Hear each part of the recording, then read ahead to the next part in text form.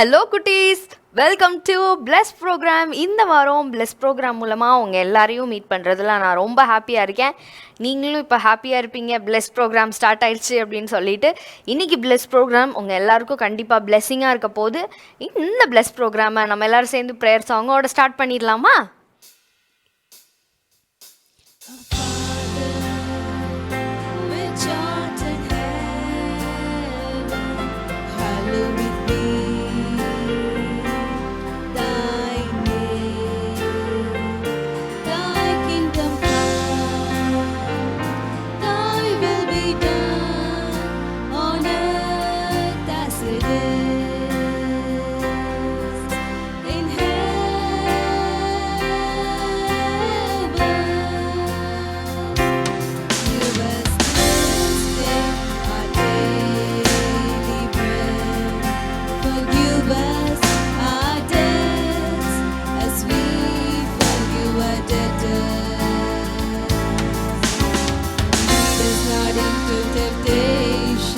Deliver us from evil, for thine is the kingdom and the power and the glory forever.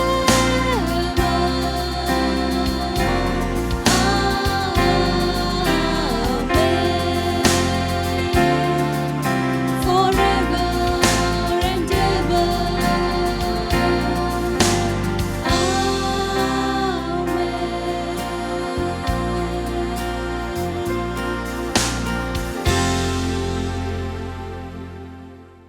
குட்டீஸ், prayer song எல்லாம் ரொம்ப அழகாக பாடினீங்க.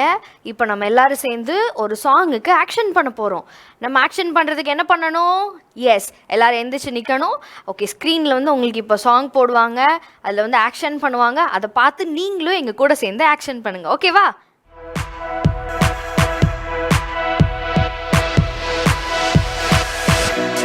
I may be small, but you can use me, God. My age is just a number.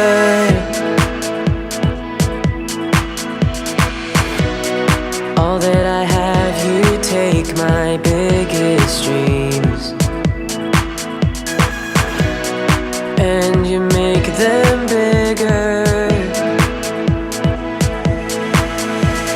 I know my God can do anything. He is strong, so I will sing. He can do the impossible.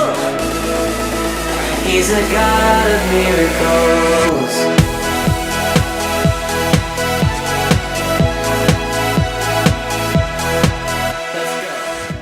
குட்டீஸ், சூப்பராக action பண்ணிங்க.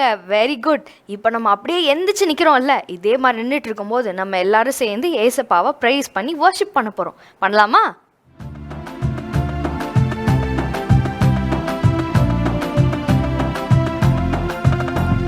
என் நம்பிக்கையே உமக்கு ஸ்தோத்திரம், என் புகழிடமே உமக்கு ஸ்தோத்திரம். என் நம்பிக்கையே உமக்கு ஸ்தோத்திரம், என் புகழிடமே உமக்கு ஸ்தோத்திரம். உம்மைத்தான் நான் நம்பியுள்ளேன், அற்புதங்கள் எனக்கு செய்யுங்கப்பா. உம்மைத்தான் நான் நம்பியுள்ளேன், அற்புதங்கள் எனக்கு செய்யுங்கப்பா. என் நம்பிக்கையே உமக்கு ஸ்தோத்திரம், என் புகழிடமே உமக்கு ஸ்தோத்திரம். என் நம்பிக்கையே உமக்கு ஸ்தோத்திரம், என் புகழிடமே உமக்கு ஸ்தோத்திரம். ஆராய்ந்து முடியாத அதிசயங்கள் செய்பவரே, அற்புதம் செய்திடுங்க, அதிசயம் நடத்திடுங்க. ஆராய்ந்து முடியாத அதிசயங்கள் செய்பவரே, அற்புதம் செய்திடுங்க, அதிசயம் நடத்திடுங்க. இரட்டிப்பான நன்மைகளை தருவேன் என்று சொன்னீரே, இன்றைக்கே தந்திடுங்க, இப்பவே தந்திடுங்க. இரட்டிப்பான நன்மை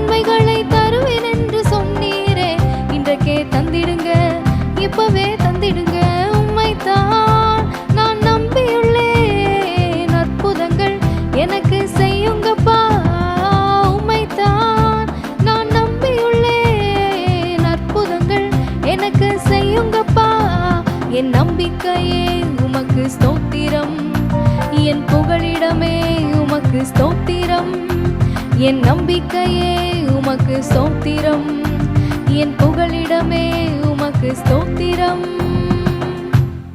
குட்டீஸ் எல்லாரும் சூப்பராக ஆக்ஷன் சாங் பண்ணிட்டோம். ஏசப்பாவை எல்லாரும் சேர்ந்து அழகாக ப்ரைஸ் பண்ணி வர்ஷிப் பண்ணோம். இப்போவும் நம்ம ஒரு சூப்பரான ஸ்டோரி கேட்க போகிறோம். இன்றைக்கி என்ன டாப்பிக்கில் ஸ்டோரி கேட்க போகிறோம் அப்படின்னு நீங்களும் கொஞ்சம் ஆர்வமாக இருப்பீங்க, நானும் ஆர்வமாக இருக்கேன். இப்போ நம்ம ஜெஃப்ரி அண்ணன் வருவாங்க, அவங்களே இன்றைக்கி என்ன ஸ்டோரி சொல்ல போகிறாங்கன்னு கேட்டுடலாமா? பிரைஸ் லாட் குட்டீஸ், மீண்டுமா இந்த பிளஸ் ப்ரோக்ராமில் அண்ணா உங்களை மீட் பண்ணுறதுல ரொம்பவே சந்தோஷப்படுறேன். இந்த வாரம் ஸ்டோரி செக்ஷனில் எதை பற்றி பார்க்க போகிறோம், யாரை பற்றி பார்க்க போகிறோம் அப்படின்னு சொல்லி பார்க்குறதுக்கு ரொம்பவே ஆவலாக இருப்பீங்க. ஸோ இந்த வாரம் யாரை பற்றி பார்க்க போகிறோன்னா, எலியா அவர் வாழ்க்கையில் நடந்த இன்னொரு அதிசயம். ஓகே, அவர் செஞ்ச இன்னொரு அதிசயத்தை பற்றி தான் பார்க்க போகிறோம். ஆண்டவருடைய வல்லமை மூலமாக அவர் நிறைய இடத்துல அதிசயங்கள் பண்ணிகிட்டே வர்றாருல, அதில் அவர் பண்ண இன்னொரு அதிசயம் என்ன அப்படின்னா, சாரிபாத் அப்படின்ற ஒரு ஊரில் ஒரு விதவை இருக்கிறாங்க. ஓகே, அந்த விதவை ரொம்ப விதவைனா ஹஸ்பண்ட் இல்லாத ஒரு ஏழை அம்மா. ஓகே, அவங்களுக்கு ஒரு பையன் வேற இருக்கிறாங்க. ஆனால் அவங்க வீட்டில் அவ்வளோ வறுமை. அவங்க வீட்டில் எவ்வளோதான் சாப்பாடு இருக்குது அப்படின்னா, ஒரே ஒரு மாவு. ஓகே, ஒரே ஒரு சட்டியில் ஒரே ஒரு மாவு தான் இருக்குது, கொஞ்சோண்டு மாவு. அதை வச்சு ஒரு 2 அப்பம் சுடலாம், அவ்வளோதான். அதுக்கப்புறம் கொஞ்சோண்டு எண்ணெய் இருக்குது, அந்த எண்ணெயை வச்சு தானே அப்போ சுட்டாகணும். அதனால இது ரெண்டையும் வச்சுட்டு அவங்க என்ன பண்ணுறாங்கன்னா, போய் விறகு எடுக்கிறதுக்கு போகிறாங்க. போய் அந்த விறகு எடுத்துக்கிட்டே இருக்கிறாங்க. என்ன மைண்ட் செட்டில் அப்படின்னா, ஓகே இந்த விறகை வச்சு நம்ம விறகை வச்சு எரித்து நம்ம அந்த மாவையும் எண்ணெயிலையும் ஒரு ஆளுக்கு 2 அப்பம் சுட்டு நம்மளும் நம்மளோட பையனும் சாப்பிட்டுக்கலாம். இதுக்கப்புறம் நம்மளுக்கு சாப்பாடும் இல்லை, ஒன்றும் இல்லை, காசும் இல்லை, ஒன்றும் இல்லை. ஸோ இதுதான் நம்மளோட லாஸ்ட் மீல், இதுதான் நம்மளோட கடைசி சாப்பாடு, இதுக்கப்புறம் நம்ம இறந்து போயிடுவோம் அப்படின்ற மைண்ட் செட்டுக்கு வந்துட்டாங்க. ஓகே, அப்படி இருக்கிறப்போ இந்த எலியாவும் என்ன பண்ணுறாரு, ஒரு ஊரா அப்படி அலைஞ்சிட்டு இருக்கும்போது அவருக்கும் பயங்கரமாக பசிக்குது. அப்போ ஆண்டவர் எலியா கிட்ட சொல்கிறாரு, நீ போய் சாரிபாத் அப்படின்ற ஊருக்கு போ, அங்கே ஒரு விதவை இருக்காங்க இல்லையா, அந்த விதவை உனக்கு போஷிக்கிறதுக்கு நான் அவங்கக்கிட்ட உத்தரவு சொல்லியிருக்கிறேன், அதனால நீ இப்போ அங்கே போ அப்படின்னு சொல்கிறாரு. இவரும் வராரு, அந்த விதவையை மீட் பண்ணுறாரு. மீட் பண்ணோன்னா ஒரு தண்ணியில் எனக்கு ஒரு பாத்திரத்தை கொடுத்து எனக்கு தண்ணி கொடுன்னு கேட்குறாரு. சரி தண்ணி தானே கேட்குறாரு, சாப்பாடு கேட்கலையே, சந்தோஷம்னு நினச்சிருப்பாங்களோ என்னமோ தெரியல. போய் தண்ணி கோரி கொடுக்குறாங்க. அவரும் தண்ணியை குடித்ததுக்கப்புறம் கேட்குறாரு, எனக்கு 2 அப்பம், கரெக்டாக 2 அப்பத்துக்கு தான் அங்கே மாவு இருக்குது. இவர் என்ன கேட்குறாருன்னா, எனக்கு 2 அப்பம் சுட்டு கொடு அப்படின்னு கேட்டோன்னே இவங்களுக்கு என்ன பண்ணனே தெரில. அவங்கக்கிட்ட இருக்கிறதே மொத்தமே அவ்வளோதானே. ஒன்று என்ன சொல்கிறாருன்னா, 2 அப்பம் சுட்டு கொடுன்னு கேட்டோன்னே இவங்க, ஐயோ எங்களுக்கு இருக்கிறதே அவ்வளோதான், 2 அப்பம், அந்த அப்பத்தை சுடுறதுக்கு கொஞ்சோண்டு எண்ணெய் மட்டும்தான் இருக்குது, நீங்கள் அதை கேட்குறீங்களே, அதை தாண்டி எங்ககிட்ட ஒன்றுமே இல்லையே அப்படின்னு சொன்னோன்னே அவர் சொல்கிறாரு, நம்பிக்கையாக எனக்கு கொடு, நான் ஒரு ஆண்டவருடைய தீர்க்கதரிசியாக இருக்கிறேன், நான் கேட்குறேன் எனக்கு கொடு அப்படின்னு சொல்லி கேட்குறாரு. ஆண்டவர் உன்னை போஷிப்பார்னு சொன்னோன்னே இவங்களும் போய் என்ன பண்ணன்னு தெரிலன்னு சொல்லிட்டு ரொம்ப கஷ்டப்பட்டு, சரி ஓகே ஒரு தெய்வனுடைய மனுஷன் வந்திருக்கிறாங்க, அவங்களுக்கு நம்ம சாப்பாடு கொடுக்கணும்னு சொல்லி அவங்கக்கிட்ட இருந்த அந்த கொஞ்சம் மாவில் அவருக்கு அப்பத்தை சுட்டு கொடுத்துட்டாங்களாம். ஓகே, அவரும் அதை நல்லா சாப்பிட்டுட்டு அவங்கள ஆசீர்வாதம் பண்ணுறாரு. என்ன அப்படின்னா, இந்த பஞ்ச காலம் முடிகிற வரைக்கும் இந்த பாத்திரத்தில் இருக்கிற அந்த மாவு குறையவே குறையாது, அந்த பாத்திரத்தில் இருக்கிற அந்த எண்ணெய் குறையவே குறையாது. யோசிச்சு பாருங்கள், இப்போ அவங்க வீட்டில் உள்ள எல்லா பாத்திரத்துலேயும் அந்த எண்ணெயை ஊற்றி வைக்கிறாங்க, பார்த்தா மாவு குறையவே மாட்டேங்குது, இருந்துக்கிட்டே இருக்குது. பக்கத்து வீட்டில் உள்ளவங்க கிட்டலாம் பாத்திரத்தை கொண்டு வாங்கன்னு சொல்லி ஊற்றி பார்க்குறாங்க, பாத்திரம் நிறைஞ்சிக்கிட்டே இருக்குது, ஆனால் மாவு குறையவே இல்லை. அந்த அளவுக்கு அவங்களுக்கு ப்ளஸ் ஆயிடுச்சு. அவங்க ஃபஸ்ட் எப்படி இருந்தாங்க, ரொம்ப முடியாத, ரொம்ப ஒரு ஏழ்மை நிலையில் இருந்தாங்க. ஒரு நல்ல ஒரு ஊழியக்காரரை மதித்து அவருக்கு ஆண்டவருடைய ஸ்தானத்தில் இருக்கிறவங்க, அப்படி தானே ஆண்டவருடைய அடுத்த ஸ்தானத்தில் இருக்கிறவங்க, அவங்கள நம்ம மதிக்கணும், அவங்க பசியில் வந்திருக்காங்க அப்படின்னு சொல்லி அவங்கள போஷித்ததுனால ஆண்டவர் அதே ஊழியக்காரர் மூலமாக அவங்கள ஆசீர்வாதம் பண்ணார். பார்த்தா அது இவங்க கிட்ட இருந்த கொஞ்சத்தை கொடுத்தாங்க, ஆனால் ஆண்டவர் அவருடைய கையிலேருந்து ஆசீர்வதிக்கும் போது எப்படி ஆசீர்வதிச்சிருக்கிறாரு, அளவுக்கு அதிகமாக ஆசீர்வதிச்சிட்டாரு. அப்படி தானே, அப்படி எல்லாம் நல்லா போகுது. ஆனால் பார்த்தா அந்த பஞ்சகாலம்லாம் முடிஞ்சதுக்கப்புறம் அந்த பையனுக்கு வியாதி வந்துடுச்சு. ஓகே, உடம்பு சரியில்லாமல் போயிடுச்சு. உடம்பு சரியில்லாமல் போனதுக்கப்புறம் என்ன பண்ணன்னு தெரில இவங்களும் என்னெல்லாமோ பண்ணி ட்ரீட்மெண்ட் பண்ணி என்னெல்லாமோ பண்ணி பார்க்குறாங்க. ஆனால் அந்த உடம்பு சரியில்லாமல் போனது சரியே ஆகலை. அந்த பையனுக்கு ஒரு லெவலுக்கு மேலே மூச்சு நிற்கிற அளவுக்கு உடம்பு சரியில்லாமல் போய் அந்த பையன் என்ன பண்ணிடுறாரு, இறந்து போயிடுறாரு. யாரோட பையன், அந்த விதவை ஆன்ட்டி இருக்கிறாங்களோ, அந்த விதவை அம்மா இருக்காங்களோ, அவங்களோட பையன் அப்படியே இறந்தே போயிட்டாங்களாம். ஓகே, என்ன பண்ணனே தெரியல. இவங்களுக்கு நல்லா தானே போயிட்டு இருந்துச்சு, எல்லாமே சர்ப்ளஸாக இருந்துச்சு. ஆனால் எனக்குன்னு இருந்தது ஒரே ஒரு பையன் தானே, அவனும் இறந்து போயிட்டானே, என்ன பண்ணன்னு தெரியாமல் நேராக எலியா கிட்ட போய் கேட்குறாங்க. எனக்குன்னு இருந்தது ஒரே ஒரு பையன், ஆண்டவர் எல்லாம் எனக்கு கொடுத்துருந்தாரு, ஆனால் இப்போ என் பையன் இறந்து போயிட்டானே, இப்போ எனக்கு கொடுத்த எல்லாத்தையும் வச்சு நான் என்ன பண்ணுவேன், எனக்குன்னு இருந்தது அந்த பையன் மட்டும்தானேன்னு சொல்லி போய் ரொம்ப வருத்தப்பட்டு எலியாட்ட கேட்டோன்னே எலியாக்கும் என்ன பண்ணனே தெரில. உடனே என்ன பண்ணுறாரு, அந்த பையனை அப்படியே தூக்கி தோளில் போட்டுட்டு அவரோட வீட்டில் போய், அவர் மாடி வீட்டில் இருக்கார் இல்லையா, அங்கே போயிட்டு அங்கே அவரோட கட்டிலில் தூக்கி அந்த பையனை போட்டுட்டு, இவருக்கும் ரொம்ப கஷ்டமாக போச்சு. நம்ம முடியலன்னு வந்தப்போ நம்மளுக்கு ஹெல்ப் பண்ணவங்களே அவங்களுக்கு இப்படி ஒன்று ஆயிடுச்சேன்னு சொல்லி ரொம்ப கஷ்டப்பட்டு அழுது அந்த பையன் மேலேயே ஒரு 3 தடவை விழுந்து விழுந்து அழுகிறாரு. அழுது ஜெபம் பண்ணுறாரு, ஆண்டவர் நோக்கி கேட்குறாரு, இந்த பையனோட உயிரை கொடுங்க, திரும்ப கொடுங்க, அந்த பையன் உயிரோட வரட்டும்னு சொல்லி ரொம்ப ப்ரேயர் பண்ணுறாரு. பார்த்தா அந்த பையன் என்ன பண்ணிட்டான், உயிரோட வந்துட்டான். ஓகேயா, ரொம்பவே ஆச்சரியமா இருக்குல்ல. இதே மாதிரி தான் அந்த விதவை அம்மா இருக்காங்களா, அவங்களுக்கும் ரொம்ப ஆச்சரியமா போச்சு. அப்பதான் சொன்னாங்களா, நீங்க உண்மையிலேயே ஆண்டவருடைய தீர்க்கதரிசி, நீங்க சொல்றதெல்லாம் நடக்குது, நீங்க சொல்றதெல்லாம் உண்மைன்னு நான் இப்போ அறிஞ்சுக்கிறேன் அப்படின்னு சொல்லி சொன்னாங்களாம். யோசிச்சு பாருங்க, எவ்வளோ பெரிய அதிசயம் இல்லையா ஆண்டவர் எலியா மூலமா நடத்துறது.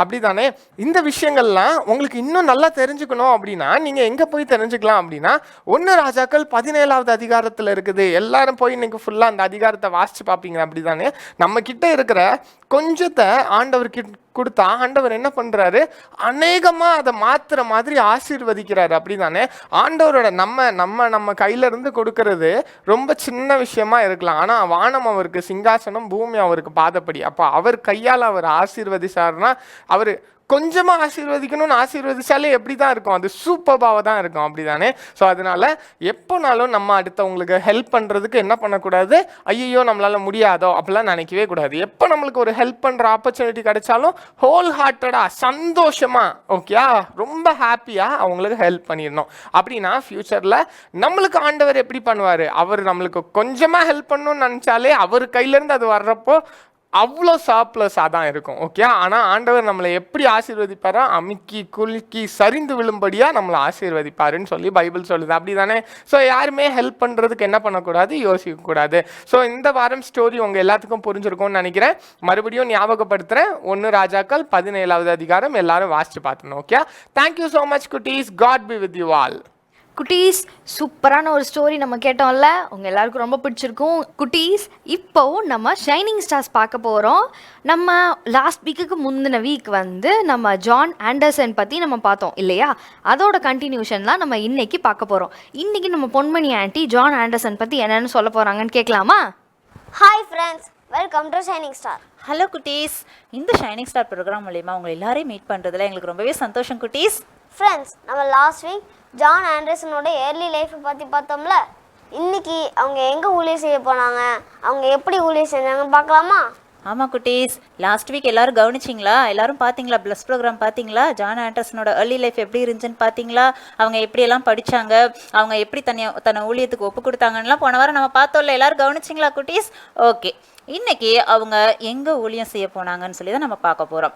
லாஸ்ட் வீக்கே நம்ம பார்த்தோம், ஜான் ஆண்டர்சன் வந்து இந்தியாவுக்கு ஊழியம் செய்ய போகிறதா தன்னை வந்து ஏசப்பா கிட்ட ஒப்பு கொடுத்தாங்கன்னு பார்த்தோம்ல. ஓகே, அவங்க வந்து ஸ்காட்லாந்து திருச்சபை போதகர்கள்கிட்ட வந்து நான் வந்து ஒரு மிஷினரியாக என்னை ஆயத்தம் பண்ணியிருக்கிறேன் அப்படின்னு சொல்லவும் அவங்கெல்லாம் வந்து ரொம்ப சந்தோஷப்பட்டாங்களாம். ஸ்காட்லாந்து திருச்சபையிலேருந்து வந்து ஒவ்வொரு மாதமும் வந்து ஒரு மேகசின் ஒன்று வெளியிடுவாங்களாம். அந்த மேகசினில் மிஷினரிகளை குறித்து எழுதுவாங்க. அப்படி எழுதும்போது இந்த ஆண்டர்சன் குறித்தும் அவங்க வந்து அந்த மேகசினில் எழுதியிருந்தாங்களாம். ஆண்டர்சன் குறித்து என்ன எழுதியிருந்தாங்க, ஏசப்பாவை பற்றி மற்றவர்களுக்கு அறிவிக்கிறதுக்கு மிஷினரியாக தன்னை ஒப்பு கொடுத்த ஒரு நல்ல படித்த இளைஞன், கரிசனை மிக்கவர், மற்றவர்களுக்காக பாரப்படுகிறவர், மிகுந்த உற்சாகமுடைய ஒரு நல்ல மனிதர் அப்படின்னு சொல்லி, நல்ல தேவ மனிதர் அப்படின்னு சொல்லி அந்த மேகசினில் ஜான் ஆண்டர்சனை குறித்து எழுதியிருந்தாங்களாம். இப்படிப்பட்ட நல்ல குணங்களை உடையவர் தான் வந்து ஜான் ஆண்டர்சன். மற்றவர்கள் வந்து பெருமையாக பேசுகிற அளவுக்கு ஆண்டவர் அவங்கள வந்து அதிகமாக நல்ல குணங்கள் உள்ளவராக வைத்திருந்தாங்க. குட்டீஸ், 1836ஆம் ஆண்டு தான் ஃபர்ஸ்ட்டு ஜான் ஆண்டர்சன் இந்தியாவுக்கு வந்தாங்க. பவின், இந்தியாவில் ஃபர்ஸ்ட் அவங்க எந்த ஊருக்கு வந்தாங்க? கொல்கத்தா. ஆமாம், கொல்கத்தாவுக்கு தான் வந்து ஃபர்ஸ்ட் அவங்க வந்தாங்க.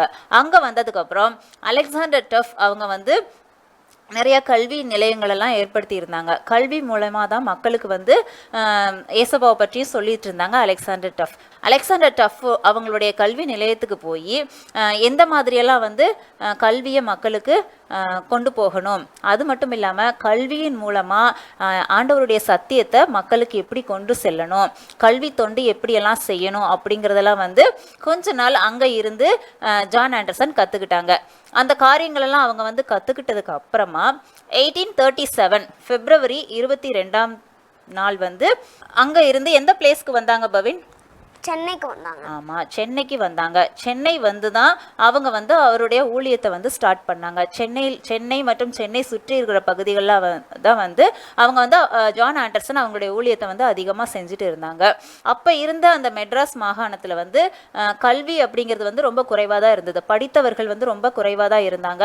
கல்வியினுடைய தேவையும் கல்வியினுடைய முக்கியத்துவம் வந்து நிறைய ஜனங்களுக்கு தெரியாமலே இருந்துச்சு.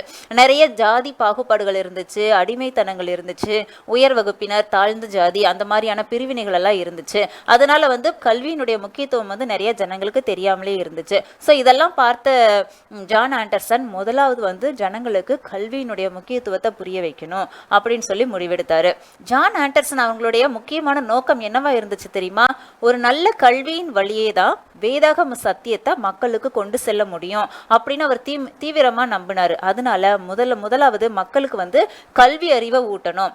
கல்வி அறிவை ஊட்டும் போது அதன் மூலமாக வந்து வேத சத்தியங்களையும் வந்து ஜனங்களுக்கு சொல்லித்தரணும் அப்படின்னு சொல்லி முடிவெடுத்தாங்க. அதனால அவங்க என்ன செஞ்சாங்க அப்படின்னா ஒரு மிஷன் ஸ்கூலை வந்து ஆரம்பிச்சாங்க. அவங்க முதல்ல ஆரம்பிச்ச ஸ்கூல் இப்போ என்னவா இருக்குது தெரியுமா பவின்? Chennai Christian college. ஆமா, இப்போ தற்போது இருக்கிற சென்னை கிறிஸ்டியன் காலேஜ் தான் ஃபர்ஸ்ட் ஜான் ஆண்டர்சன் அவர்களால் உருவாக்கப்பட்ட பள்ளி. அப்போ வந்து மிஷன் பள்ளியாக இருந்துச்சு. முதலில் அந்த பள்ளி ஆரம்பிக்கும் போது வெறும் 59 சிறுவர்கள் மற்றும் சில இளைஞர்களை கொண்டு தான் அந்த ஸ்கூலில் வந்து அவங்க ஆரம்பித்தாங்க. ஸோ அந்த ஸ்டூடெண்ட்ஸ்க்கெல்லாம் வந்து அவங்க வந்து நல்ல கல்வியை கொண்டு சென்றாங்க. அதன் மட்டும் இல்லாமல் வேதாகம சத்தியங்களையும் அவங்க வந்து சொல்லி கொடுத்தாங்க. நிறைய பைபிள் ஸ்டடீஸ் எல்லாம் நடப்பாங்க. ஏசப்பாவை பற்றி அந்த பிள்ளைகளுக்கு நிறைய சொல்லி தருவாங்க. ஸோ பிள்ளைங்க வந்து படிப்பறிவை மட்டும் இல்லாமல் நல்ல மாரல் வேல்யூஸும் ஏசப்பாவை பற்றியும் நிறைய தெரிஞ்சுக்கிட்டாங்க. ஸோ இதன் மூலமாக வந்து நிறைய பிள்ளைகள் வந்து மனமாற்றம் அடைய ஆரம்பித்தாங்க, மனம் திரும்ப ஆரம்பித்தாங்க. இதெல்லாம் பார்த்து பல இடத்துல வந்து நிறைய எதிர்ப்புகள் எல்லாம் கிளம்பிச்சு குட்டீஸ். நிறைய பேர் வந்து இந்த மாதிரி வந்து கல்வியை மட்டும் சொல்லிக் கொடுங்க, வேத சத்தியங்கள் எல்லாம் சொல்லித்தராதீங்க அப்படின்னு சொல்லி எதிர்ப்புகள்லாம் தெரிவித்தாங்க. ஆனால் ஆண்டர்சன் வந்து எதையுமே பொருட்படுத்தாமல் எந்த எதிர்ப்புக்கும் அஞ்சாமல் வந்து எல்லா காரியத்தையும் ஏசப்பா கிட்ட முதன்மையாக வச்சு அவங்க வந்து தன்னுடைய ஊழியத்தை சிறப்பாக செஞ்சுட்டு இருந்தாங்க. தனக்கு கிடைத்த அந்த ஆசிரியர் பணியை வந்து ஏசப்பாவுடைய பணி செய்யறதுக்கு, கிறிஸ்துவினுடைய நற்செய்தியை அறிவிக்கிறதுக்கு ஜான் ஆண்டர்சன் வந்து அவங்க யூஸ் பண்ணிக்கிட்டாங்க குட்டீஸ். ஃபர்ஸ்ட் அந்த ஆரம்பித்த மிஷன் பள்ளி மட்டும் இல்லாமல் கொஞ்ச நாட்களில் நிறைய பிரான்ச்சஸும் ஆரம்பித்தாங்க. சென்னையில் மற்ற இடங்கள்லையும் நிறைய ஸ்கூல்ஸ் ஆரம்பித்தாங்க. சென்னை மட்டும் இல்லாத சென்னைக்கு பக்கத்தில் இருக்க மற்ற டிஸ்ட்ரிக்டில் இருக்கிற ஒரு சில முக்கியமான சிட்டிஸ்லையும் வந்து ஸ்கூல்ஸ் எல்லாம் ஆரம்பித்தாங்க. அதன் மூலமாக நிறைய பிள்ளைகள் வந்து படிக்க ஆரம்பித்தாங்க. அந்த காலகட்டத்தில் தாழ்த்தப்பட்ட பிரிவினரை வந்து ஸ்கூலுக்கு கொண்டு வந்து பிள்ளைகளை படிக்க வைக்கிறது ரொம்ப ஈஸியாக இருந்துச்சு.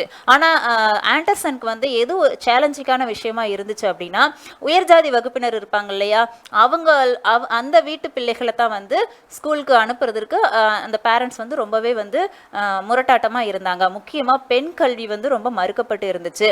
உயர் வகுப்பினர்கிட்ட தான் வந்து பெண் கல்வி ரொம்ப மறுக்கப்பட்டு இருந்துச்சு. பெண் பிள்ளைகளை எதற்காக படிக்க வைக்கணும், பெண் பிள்ளைகளுக்கு வந்து படிப்பு அவசியம் இல்லாதது அப்படின்னு சொல்லி அந்த உயர் வகுப்பினர் தான் ரொம்ப அதிகமாக நினைச்சாங்க. இளம் வயதிலேயே அந்த பெண் பிள்ளைகளுக்கு திருமணம் செய்து வைக்கிறது, இது போன்ற காரியங்கள் எல்லாம் செஞ்சாங்க. ஸோ இந்த காரியத்தை தான் வந்து ஜான் ஆண்டர்சன் சேலஞ்சிங்காக எடுத்துக்கிட்டாங்க. அதிகமாக ஜெபிச்ச மக்கள் கிட்ட பேச ஆரம்பிச்சாங்க. கொஞ்சம் கொஞ்சமா அந்த பெண் கல்விக்கு ஜனங்கள் வந்து முக்கியத்துவம் கொடுக்க ஆரம்பிச்சாங்க குட்டீஸ். இது போல நிறைய இடங்கள்ல அவங்க வந்து ஸ்கூல்ஸ் ஆரம்பிச்சாங்க. படிப்பினோட முக்கியத்துவத்தை எல்லாருக்கிட்டையும் சொல்லி கொடுத்தாங்க.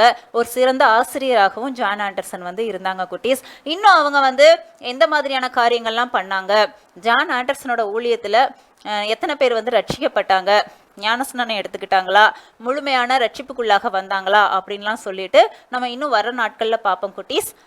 தொடர்ந்து காத்திருங்க. அன்டில் தென் பாய். ஓகே குட்டீஸ், இன்னைக்கு நம்ம நிறைய விஷயங்கள் ஜான் ஆண்டர்சன் பற்றி நம்ம லேர்ன் பண்ணிக்கிட்டோம் இல்லையா? ஸோ கண்டினியூஷன் நமக்கு நெக்ஸ்ட் வீக்கும் இருக்குது. ஸோ மறக்காமல் எங்கள் கூட ஜாயின் பண்ணிடுங்க. ஓகேவா? ஓகே குட்டீஸ், இப்போ நம்ம எல்லாரும் சேர்ந்து ஒரு சூப்பரான கிராஃப்ட் பண்ண போகிறோம். உங்களோட கிராஃப்ட் ஐட்டம்ஸ் எல்லாத்தையும் சீக்கிரமாக எடுத்துகிட்டு வந்துடுங்க. ஹலோ குட்டீஸ், இந்த ஆர்ட் செக்மெண்ட்டில் உங்களை பார்க்குறதுல ரொம்பவும் சந்தோஷம். இப்போவும் நாம் சூப்பரான ஒரு ஆர்ட் தான் வரைய போகிறோம். ஆண்டி 1-2 வாரமாக நம்ம ஆர்ட்டே செய்துட்டு இருந்தோம். ஆர்ட் செய்து எங்களுக்கு போர் அடிக்கு அப்படின்னு நிறைய பிள்ளைங்க சொல்லியிருந்தாங்க. அந்த பிள்ளைங்களுக்காகவே நம்ம இப்போ இன்னைக்கு ஒரு டிராயிங் வரைய போகிறோம். இந்த டிராயிங் வரைகிறதுக்கு என்னென்ன திங்ஸ் தேவைன்னு பார்த்துடலாமா? ஒரு white paper, black pen, scale, circle போடுறதுக்காக ஒரு கேப்.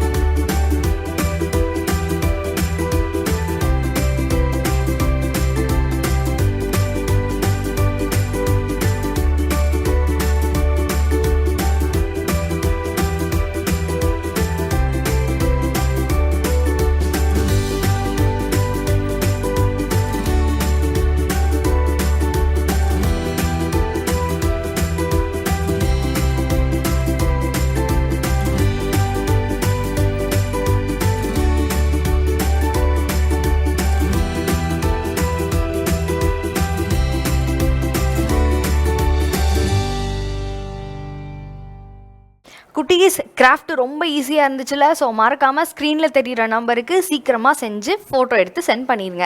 ஓகேவா? இப்போ நம்ம ரொம்ப இம்பார்ட்டண்ட்டான ஒரு செக்மெண்ட் வந்துட்டோம், குவிஸ் செக்மெண்ட். நீங்கள் லாஸ்ட் வீக் ஆன்சர்ஸ்லாம் அனுப்பியிருப்பீங்க. அதே மாதிரி இன்னைக்கு ப்ரோக்ராம்குள்ளேருந்து உங்களுக்கு கொஷின்ஸ் இருக்குது. என்னென்ன கொஷின் கேட்க போகிறாங்கன்னு நம்ம ஜினி ஆண்டிகிட்டே கேட்டுடலாமா? ஹலோ குட்டீஸ், இந்த குயிஸ் செக்மெண்ட்டில் உங்களை பார்க்குறதுல ரொம்பவும் சந்தோஷம். இப்போவும் நாம் போன வாரத்துக்குள்ள கொஸ்டினோட ஆன்சர் என்னன்னு பார்த்துடலாமா? ஃபர்ஸ்ட் கொஸ்டின், எலியா யோர்தான் நதியை எதை கொண்டு அடித்தார்? ஆன்சர், தனது சால்வையை.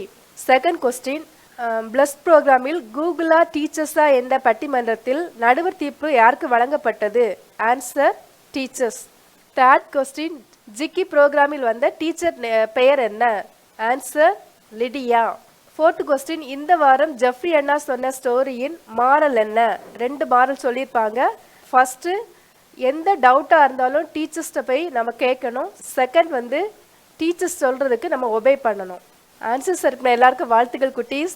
இந்த வாரம் உள்ள ப்ரோக்ராமில் உங்களுக்கு பிடிச்சிருந்தா அதுலேருந்து கொஸ்டின் என்னன்னு பார்த்துடலாமா?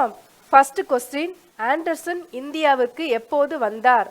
செகண்ட் கொஸ்டின், ஆண்டர்சன் அவர்களால் நிறுவப்பட்ட முதல் பள்ளி எது? என்ன குட்டீஸ், இந்த கொஸ்டினோட ஆன்சர்லாம் உங்களுக்கு தெரியும் தானே? சீக்கிரமாக வாய்ஸ் ரெக்கார்ட் பண்ணியோ இல்லை டைப் பண்ணியோ இல்லை எழுதியோ ஸ்க்ரீனில் தெரிகிற வாட்ஸ்அப் நம்பருக்கு எங்களுக்கு சென்ட் பண்ணி விட்ருங்க. தேங்க்யூ குட்டீஸ். ஆன்சர்ஸ் எல்லாம் உங்களுக்கு இப்போவே தெரிஞ்சிருக்கும். ஸோ மறக்காமல் ஸ்க்ரீனில் தெரிகிற நம்பருக்கு நீங்கள் வாட்ஸ்அப்பில் வாய்ஸ் மெசேஜாவோ அல்லது நீங்கள் எழுதி ஃபோட்டோ எடுத்து அனுப்பலாம், அல்லது நீங்கள் டைப் பண்ணி கூட அனுப்பலாம். ஸ்க்ரீனில் தெரிகிற நம்பருக்கு பட் சீக்கிரமாக சென்ட் பண்ணிடுங்க. ஓகேவா குட்டீஸ்? இப்போ நம்ம எல்லாரும் சேர்ந்து மெமரி வர்ஸ் படிக்கலாமா? வேகமாக போய் உங்கள் பைபிள் எல்லாம் சீக்கிரமாக எடுத்துகிட்டு வாங்க.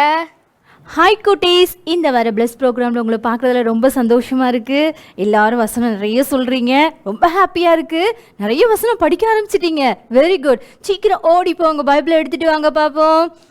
யோவான் 5ஆம் அதிகாரம் 24வது வசனம். யோவான் 5ஆம் அதிகாரம் 24வது வசனம். என் வசனத்தை கேட்டு என்னை அனுப்பினவரை விசுவாசிக்கிறவனுக்கு நித்திய ஜீவன் உண்டு. அவன் ஆக்கினை தீர்ப்புக்குட்படாமல் மரணத்தை விட்டு நீங்கி ஜீவனுக்குட்பட்டிருக்கிறான் என்று மெய்யாகவே மெய்யாகவே உங்களுக்கு சொல்லுகிறேன். பெரிய வசனம் சொல்றீங்கல்ல, ஆனால் ஈஸியாக படிச்சிடலாம். கதை கேட்டிருக்கதாங்க தானே, கதை கேட்டீங்க தானே, அப்போ ஈஸியாக படிச்சிட்டீங்க. அழகா இன்னும் ஒரு தடவை சேர்ந்து சொல்லலாமா எல்லாரும்? என் வசனத்தை கேட்டு என்னை அனுப்பினவரை விசுவாசிக்கிறவனுக்கு நித்திய ஜீவன் உண்டு. அவன் ஆக்கினை தீர்ப்புக்குட்படாமல் மரணத்தை விட்டு நீங்கி ஜீவனுக்குட்பட்டிருக்கிறான் என்று மெய்யாகவே மெய்யாகவே உங்களுக்கு சொல்லுகிறேன். யோவான் 5ஆம் அதிகாரம் 24வது வசனம். சீக்கிரம் ஓடி போய் எங்களுக்கு சென்ட் பண்ணுங்க பார்ப்போம். என்ன குட்டீஸ், மெமரி வர்ஸ் ரொம்ப ரொம்ப ரொம்ப ஈஸியாக இருந்ததில்ல? ஸோ மறக்காமல் சீக்கிரமாக ஸ்க்ரீனில் தெரிகிற நம்பருக்கு வீடியோ எடுத்து எங்களுக்கு சென்ட் பண்ணிடுங்க. எல்லாம் கூடும், எல்லாம் கூடும், எல்லாம் கூடுமே, எல்லாம் கூடுமே. ஒரே ஒரு வார்த்தை சொன்னால் போதும், எல்லாம் கூடுமே.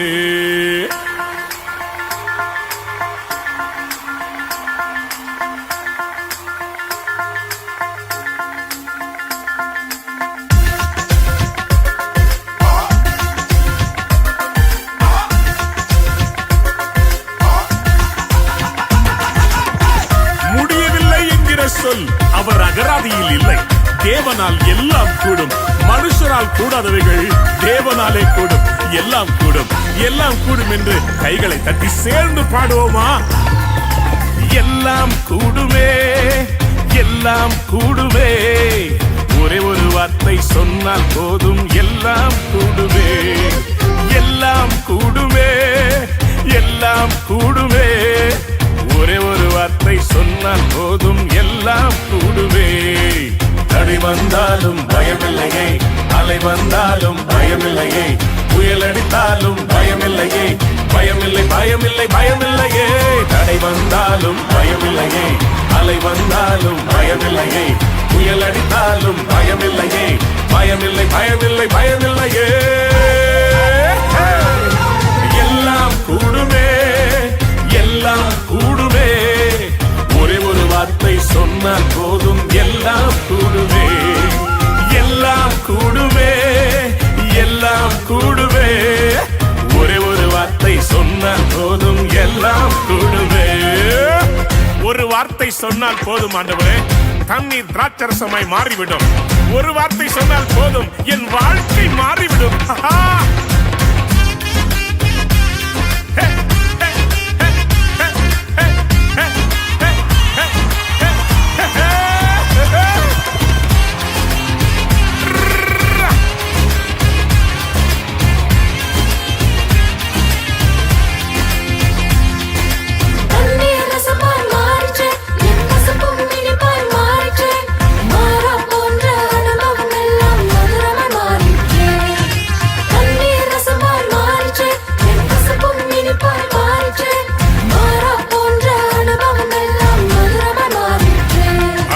நீங்க சொன்ன ஒரு வார்த்தையால என் குறைவுகள் நீங்கிட்டு, நீங்க சொன்ன ஒரு வார்த்தையால என் வாழ்க்கை மாறிட்டு, நீங்க சொன்ன ஒரு வார்த்தையால என் குறைவுகள் நீங்கிட்டு, நீங்க சொன்ன ஒரு வார்த்தையால என் வாழ்க்கை